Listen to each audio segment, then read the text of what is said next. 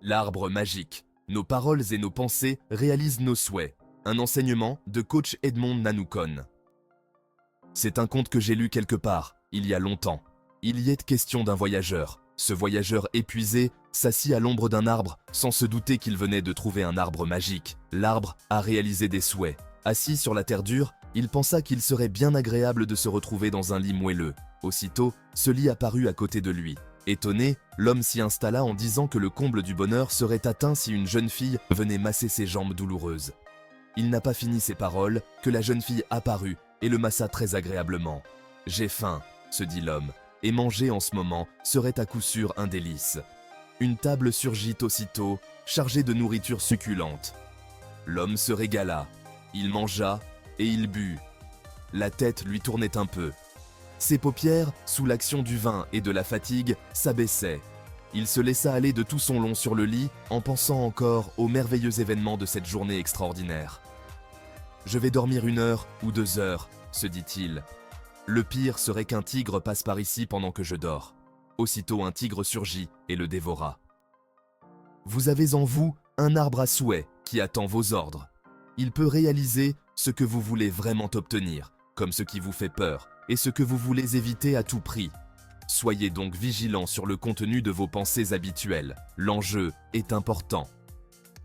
Les résultats obtenus dans nos vies en sont la preuve au quotidien. Nous pouvons juger que la situation de l'homme sur Terre est injuste, que la vie aurait dû être plus facile, plus simple, qu'il n'aurait pas dû y avoir de maladies, chômage, difficultés de toutes sortes, pauvreté, mort, etc. Nous pouvons voir en Dieu et dans le diable les auteurs de nos malheurs dans ce monde où nous n'avons pas demandé à vivre. Mais il y a une constante dans tout cela, c'est que nous devenons ce à quoi nous pensons le plus souvent. Coupables ou victimes, nos pensées et paroles créent notre vie. Par Dieu ou par le diable, nos paroles et pensées créent nos vies. Sachant cela, et ayant pris la décision de mener une vie heureuse et accomplie dans tous les aspects, j'ai arrêté de me plaindre du sort de l'homme sur la terre. J'ai plutôt décidé de tirer profit du fonctionnement de cet univers. Fonctionnement que j'ai fini par comprendre. Et ce fonctionnement est simple. Tu crées ta vie par la qualité des pensées que tu entretiens et les paroles que tu prononces le plus souvent. Voilà ce à quoi se résume la situation.